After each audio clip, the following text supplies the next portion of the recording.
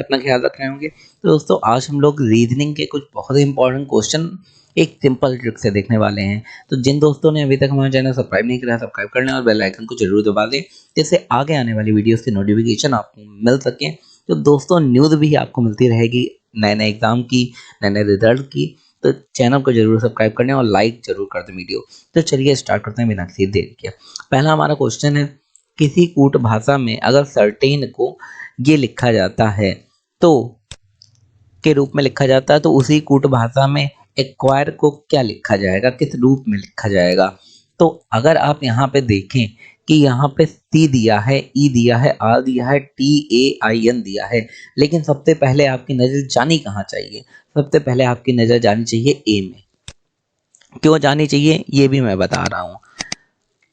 ए में आपकी नज़र इसलिए जानी चाहिए क्योंकि ए से ही आपको समझ में आने वाला है कि इसे सॉल्व कैसे करेंगे। यहाँ पे ए है आप देख रहे हैं और यहाँ पे जेड है। इसका सीधा मतलब है कि जो अल्फ़ाबेट है उन्हें बिल्कुल उल्टा कर दिया जा रहा है। आगे से ए फर्स्ट वाला होता है और पीछे से जेड फर्स्ट वाला होता है। तो ऐसा ही सब में कर देंगे। तो कैसे करेंगे ये भी हम लोग देख लेते हैं। चलिए यहाँ पे देखिए ज़रा, यहाँ पे दिया है CERTAIN जो सर्टेन दिया है। इसका सॉल्व करेंगे तो हम लोग सी का उल्टा क्या होता है, जेड होता है। ई का उल्टा क्या होता है, ई कौन से नंबर पे आता है, ABCDE पांचवें नंबर पे आता है पहले से, और वी जो है लास्ट से पांचवें नंबर पे आता है। आर का उल्टा आई होता है, टी का उल्टा जी, ए का उल्टा जेड जैसा मैंने अभी बताया, आई का उल्टा आर और एन का उल्टा एम होता है। ये सिंपल सा है। तो जाहिर सी बात जब हम लोग एक्वायर का पूछा गया है तो एक्वायर का भी निकाल ही देते हैं। सिंपल ट्रिक क्या है, सिंपल ट्रिक तो यही है कि ए आपको पता है ए का उल्टा जेड होता है, जेड सब में दिया है, चारों आंसर में जेड दिया है, तो इससे आंसर नहीं निकलेगा। दूसरा तरीका देखिए, दूसरा नंबर है सी। सी का उल्टा निकालने के लिए आपको कैलकुलेशन नहीं करना, यहाँ पे ऑलरेडी दिया है कि सी का उल्टा जेड है। तो हम लोग देखेंगे जेड किस किस में है, जेड के बाद यक्स सब में ही आ रहा है, सी का उल्टा यक्स। उसके बाद क्यू का उल्टा देखेंगे, क्यू का उल्टा क्या होता है, जे आता है। तो जे देखेंगे किस में आ रहा है, तीन में जे आ रहा है, तो पहला वाला हम लोग हटा देंगे, एलिमिनेट कर देंगे, बचे एक दो तीन। अब यहाँ पे टी अब यहाँ पे यू आ गया, तो यू का उल्टा क्या होता है, यू का उल्टा होता है एफ। अब किस किस में आ रहा है भाई, एफ भी सब में आ रहा है, ये भी एलिमेंट नहीं हो सकता। आगे एफ के बाद क्या देखेंगे, आई देखेंगे, आई का उल्टा क्या होता है, आई का उल्टा आर होता है। आर किस किस में आ रहा है, आर इसमें और इसमें, ए और सी में आ रहा है, तो डी वाला अब एलिमिनेट हो जाएगा। आर के बाद आई के बाद आर देखेंगे, आर का उल्टा आई होता है, सिंपल सी बात है। तो इसमें आई आ रहा है तो ये वाला एलिमिनेट हटा देंगे, तो सी वाला आंसर सही हो जाएगा आपका। तो दोस्तों आशा करता हूँ ये वाला वीडियो अगर आपको अच्छा लग रहा है, क्वेश्चन समझ में आ रहा है, तो हमारे चैनल को जरूर लाइक शेयर सब्सक्राइब कर दें। आगे देखते हैं, क्वेश्चन दिया है किसी कूट भाषा में फेल को अगर इस तरीके से लिखा जाता है तो सोल, सोल माने होता है आत्मा, उसे इस तरीके से लिखा जाता है तो डस्ट को क्या लिखा जाएगा। दोस्तों इसमें देखने वाला क्या है, इसमें देखने वाला ये है कि फेल को जब हम लोग लिख रहे हैं तो पहला वाला दूसरे नंबर पे ला रहे हैं और क्या कर रहे हैं कि तीसरा वाला पहले नंबर पे ला रहे हैं। तो चलो तीसरा वाला पहले नंबर पे ले आते हैं, तीसरा वाला यहाँ पे यस है तो इसे पहले नंबर पे ले आ रहे हैं। दूसरा वाला डी है, इसे दूसरे नंबर पे ले आ रहे हैं और यस डी आ गया। इसके बाद क्या हो रहा है, यहाँ पे आई, आई जो है यहाँ पे वो पहले नंबर पे आया है जैसा कि हम लोग लाए थे, तो यस हम लोग पहले नंबर पे ला चुके हैं। एफ जो पहला है वो दूसरे नंबर पे, तो हम लोग इसे भी डी को दूसरे नंबर पे ला चुके हैं। अब यहाँ पे आया ए, ए को हम लोग लास्ट में ले जा रहे हैं, तो यहाँ पे जो यू होगा वो लास्ट में चला जाएगा और उसके बाद बचता क्या है, बचता है टी, टी आ जाएगा बीच में। तो एस डी टी यू कहाँ पे आ रहा है, एस डी टी यू इसका आंसर आ रहा है, तो यही आंसर हमारा करेक्ट हो जाएगा। तो आगे बढ़ते हैं दोस्तों, ये वाला आपको समझ में आ गया होगा। आगे बढ़ते हैं, ये क्वेश्चन दिया गया है कि अगर किसी कूट भाषा में ACZ और EGV HJS और JLQ दिया गया है तो इसे कैसे, आपको क्या समझ में आया? अगर आपको समझ में आ गया तो वो दोस्त आंसर कमेंट सेक्शन में तुरंत देंगे। यहाँ पे देखिए सबसे पहले दिया गया ए, ए और ई में कितना अंतर है हमें पहले बताइए ये आप। तो ए के बाद बी सी डी ई, मतलब 4 का अंतर हो रहा है कि नहीं हो रहा है, 4 का अंतर। उसके बाद सी और जी में कितना अंतर है, C D E F G, इसमें भी 4 का अंतर है बिल्कुल। और जेड और वी में कितना अंतर हो रहा है, तो जेड के बाद आता है ए और उसके बाद उल्टा आ रहा है, तो इसमें क्या करेंगे हम लोग, इसमें उल्टा चलेंगे, क्योंकि जेड के बाद ए बी सी डी से देखोगे तो बहुत लंबा जाएगा। तो इसमें वी के बाद देखते हैं, V U V W X Y Z, तो यहाँ पे जेड में कितना अंतर हो रहा है ये देखेंगे। तो दोस्तों सिंपल से भाषा में हम आपको यहाँ पे समझा देते हैं। तो यहाँ देखिए, सबसे पहले जो ए और ई में था, चलिए एकदम से एक बार मैं आपको बता देता हूँ।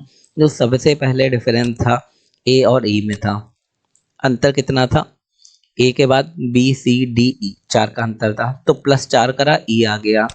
ई के बाद एच जाते हैं, तो एच में कितना अंतर, ई एफ जी एच 3 का अंतर होता है, +3 कर दिया। एच के बाद आई जे +2 का अंतर है, तो इसके बाद जो भी संख्या आएगी उसमें कितने का अंतर होना चाहिए, +1 का अंतर होना चाहिए। तो यहाँ पे जे के बाद क्या आता है, जे के बाद आता है के, तो 1 का अंतर हो गया, के आ गया। चलो ये अब पहला वाला हमने कंप्लीट कर लिया। अब चलो दूसरे वाले में चलते हैं। सी में देखिए, सी के बाद जी आ रहा है, तो डी ई एफ जी 4 का अंतर है। जी के बाद जे आ रहा है, तो जे में भी 3 का अंतर है। जे के बाद एल आ रहा है, तो जे के एल 2 का अंतर है, तो उसके बाद 1 का अंतर आ जाता है। तो एक अगर का अंतर करते हैं तो यहाँ पे एल के बाद एम आएगा, तो पहला नंबर के आ गया और दूसरा नंबर एम आ गया। तो के और एम किसी में आ रहा है क्या आंसर में, देखिए के और एम इस वाले आंसर में आ रहा है, तो हमारा डी नंबर सही हो जाएगा। सिंपल था है। उसके बाद भी अगर आपको समझना है तो मैं समझा देता हूँ दोस्तों। यहाँ पे आप जैसे जेड वाले में अगर कंफ्यूज हो तो इसमें क्या करना है, ये लोग जेड को वी देखते हैं तो इसे उल्टा जा रहे हैं, तो वी के बाद क्या आता है, डब्ल्यू एक्स वाई जेड, तो इसमें इधर से जा रहे हैं, इधर से, तो इसमें इधर 4 जोड़ रहे हैं। तो यस के बाद जब वी आता है तो इधर +3 करेंगे, और क्यू के बाद अगर यस आता है तो उधर +2 करेंगे, क्यू के बाद अगर यस है +2 करेंगे। तो क्यू के एक नंबर पहले कौन सा आता है वो वहाँ पे आ जाएगा, तो क्यू के एक नंबर पहले जो आता है वो है पी, तो यहाँ पे पी आ जाएगा।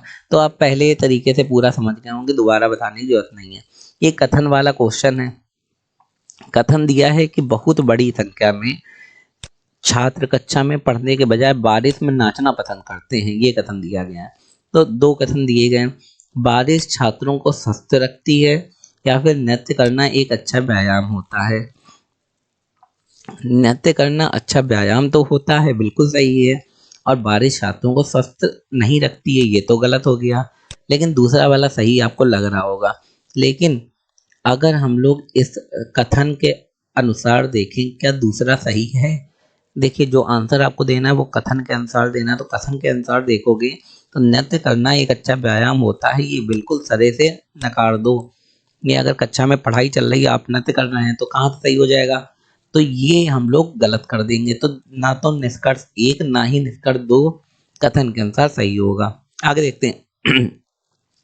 क्वेश्चन दिया है, एक आकृति दी है, आकृति के अनुसार आपको निकालना है कि उत्तर आकृतियों में कौन सी इससे मैच कर रही है। जरा देखिए, यहाँ पे एक रेक्टेंगल है, फिर एक स्क्वायर है, फिर एक रेक्टेंगल है। यहाँ पे ये भी हल्का सा बड़ा दिख रहा होगा। चलिए मान लीजिए 2 स्क्वायर हैं, एक स्क्वायर ये हो गया और दूसरा स्क्वायर ये हो गया। तो 2 स्क्वायर और एक रेक्टेंगल कौन सी आकृति में है, क्या इसमें है, पूरे पूरे 2 स्क्वायर नहीं दिख रहा है इसमें भाई, पूरे पूरे 2 स्क्वायर। सेकंड में देखते हैं क्या इसमें है पूरे पूरे 2 स्क्वायर, ये एक स्क्वायर हो गया, एक ये स्क्वायर हो गया और ये एक रेक्टेंगल हो गया, बिल्कुल इसमें दिख रहा है, तो ये वाला हमारा आंसर सही हो जाएगा। बाकी दोनों में नहीं दिख रहे हैं तो ये दोनों गलत हो जाएंगे। तो आशा करता हूँ दोस्तों आपको वीडियो पसंद आ रहा होगा, समझ में आ रहा होगा, तो हमारे चैनल को लाइक शेयर सब्सक्राइब जरूर कर दें। आगे देखते हैं, क्वेश्चन दिया गया, रबर अगर स्टेशनरी में आती है से संबंधित है, ठीक उसी प्रकार तस्तरी किससे संबंधित होगी, भाई रबड़ पेंसिल कटर सब स्टेशनरी का सामान है, तो तस्तरी किसकी होगी, वो बर्तन का सामान होगा। तस्तरी बर्तन के अंदर में ही आती है। आगे दिया गया है MNOPQR और S एक पंक्ति में उत्तर दिशा की ओर मुख करके बैठे हैं। तो उत्तर दिशा कहाँ पे होती है, उत्तर दिशा ये वाली होती है उत्तर दिशा। तो अब समझिए यहाँ पे दिया है यस पी के बिल्कुल दाएं और एन के बिल्कुल बाएं बैठा है। तो यस को पी के बिल्कुल दाएं बैठाल दिया और एन के बिल्कुल बाएं बैठाल दिया।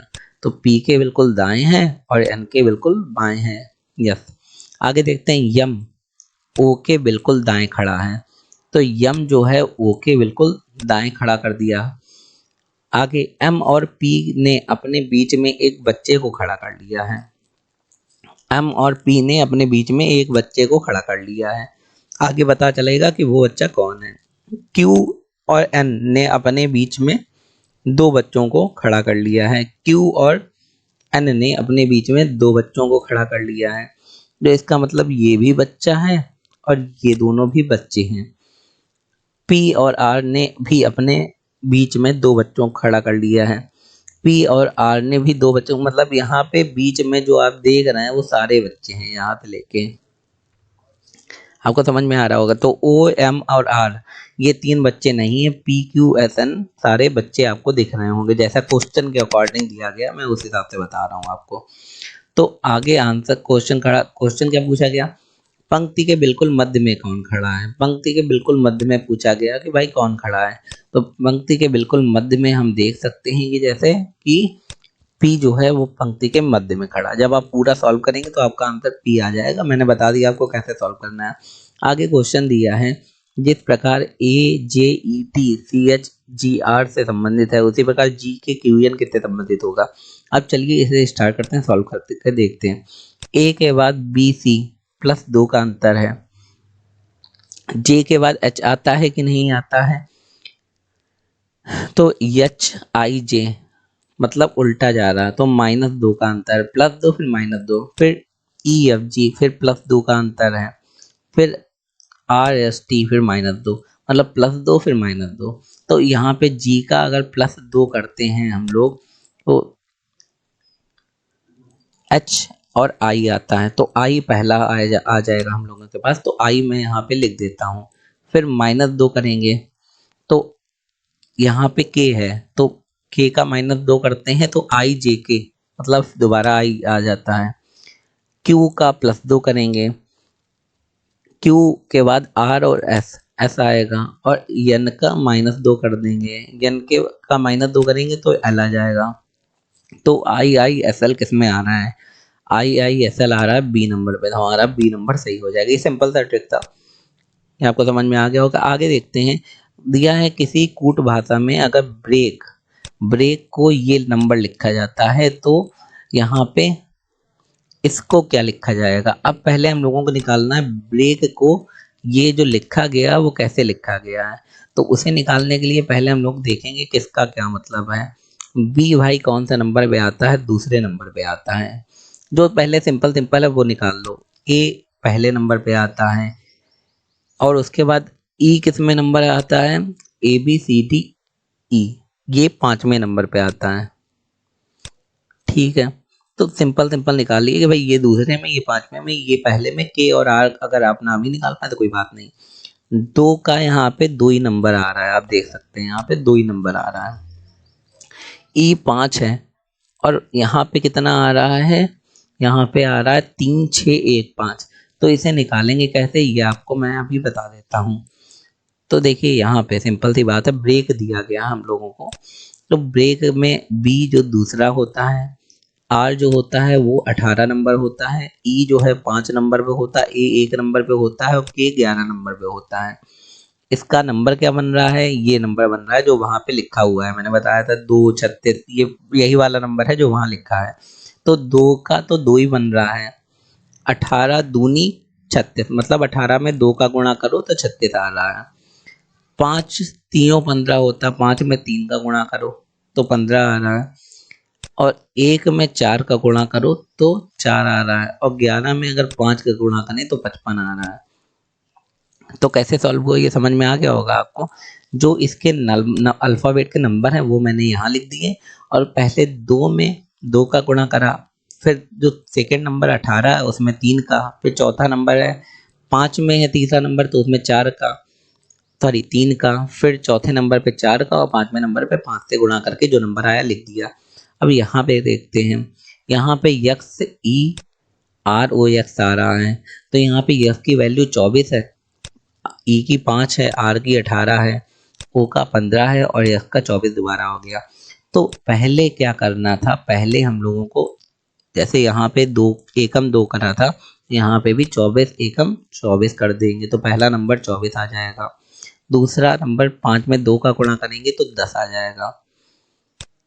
18 में किसका गुणा करेंगे, 3 का गुणा करेंगे तो हमारा 18 में अगर 3 का गुणा करेंगे तो 18 36 18 54 आ जाएगा। तो जिन बच्चों को समझ में आ गया वो आंसर तुरंत दे दें। 15 में 4 का गुणा करेंगे 15 चक्कू 60 और 24 में 5 का गुणा करेंगे तो 5 चक्कू 20, हासिल लगा 2 और 5 2 10 11 12 120 आ जाएगा यहाँ पे।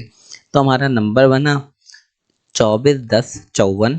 यहाँ पे देखिए आंसर 24 10 54 60 120। 60 120 ये वाला नहीं है, इसका मतलब कोई और आंसर सही होगा। तो 24 10 54 60 120 ये वाला, तो हमारा ए वाला आंसर सही हो जाएगा। आई होप आपको समझ में आ गया होगा जैसे मैंने समझाया है। अगर उसके बाद भी कोई कंफ्यूजन रहता है तो आप इसे दोबारा देख सकते हैं वीडियो को। आगे देखते हैं, ये वाला क्वेश्चन फिर आ गया। जैसा मैंने बताया था कि अगर ऐसा क्वेश्चन आ जाता है तो आप आंख बंद करके, मोस्ट केसेस में यही होता है कि गुणा को भाग से और भाग को गुणा से चेंज कर देते हैं, बाकी प्लस माइनस कुछ नहीं होता। यहाँ पे सबसे पहले यही करके देखेंगे, भाग को गुणा से और गुणा को भाग से चेंज कर देंगे तो यहाँ पे भाग हो जाएगा। तो अब इसे सॉल्व करते हैं। डी मास के अकॉर्डिंग सबसे पहले भाग सॉल्व होगा, तो जब भाग सॉल्व करोगे तो कितना आएगा भाई, डायरेक्ट देखो मन में आपको सॉल्व करना, मैं तो अभी सॉल्व करके बता दूँ लेकिन आपको मन में सॉल्व करना, मैं पहले बता देता हूँ।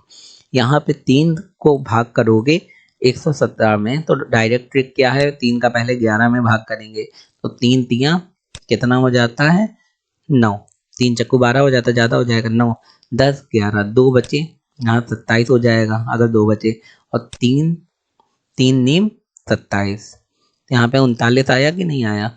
और 39 को जब हम लोग इसमें 7 में जोड़ देंगे तो कितना आएगा, देखो 39 को अभी हम लोग साथ में जोड़ेंगे नहीं क्योंकि यहाँ पे डी मास के अकॉर्डिंग यहाँ पे गुणा लगा है तो पहले गुणा करेंगे। तो गुणा में कितना आएगा, यहाँ प्लस का प्लस ही लिख देते हैं, कोई इशू तो है नहीं। अब गुणा करने में यहाँ पे 7 एकम 7 और 7 दूनी 14 आता है, ठीक है, 147 आ रहा है।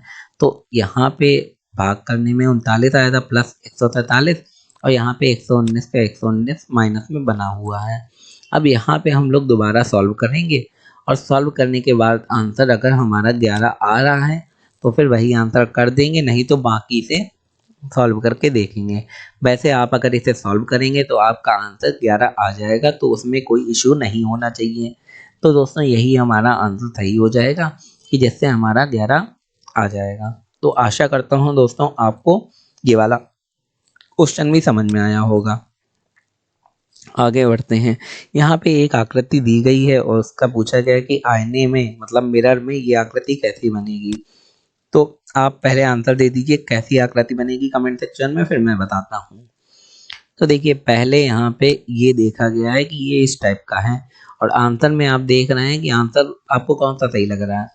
ये त्रिभुज बना है इधर तो त्रिभुज इधर बनना चाहिए, तो त्रिभुज इधर सब में बना है, चलो कोई बात नहीं। इसके अलावा एक ये जिगजैग लाइन बनी है टेढ़ी मेढ़ी, तो यहाँ पे भी जिगजैग लाइन बनी है, इसमें भी बनी, तीनों में बनी है। नीचे काला है तो नीचे तीनों में काला, तो अंतर है कहाँ पे, यहाँ आप देख रहे हैं यहाँ पे शेडेड पार्ट है इतना, और ये शेडेड पार्ट इधर होना चाहिए था यहाँ पे। तो यहाँ पे शेडेड पार्ट किसमें है, इसमें है शेडेड पार्ट, ये वाला इसमें है और दो ही में है, ये तो गलत हो जाएगा। और क्योंकि इसमें शेडेड है नहीं तो ये तो ऑलरेडी गलत हो जाएगा। अब अंतर कहाँ देखेंगे इन दोनों में, इसमें देखिए आप ये वाली लाइन बंद नहीं है जबकि इसमें ये वाली लाइन बंद है, तो ये वाला हमारा आंसर सही हो जाएगा। ये कम टाइम पे तुरंत सॉल्व करना होता है, टाइम कम होता है। तो दोस्तों अगर आपको वीडियो हमारा अच्छा लगा तो हमारे मोटिवेशन के लिए लाइक शेयर सब्सक्राइब जरूर कर दें। धन्यवाद।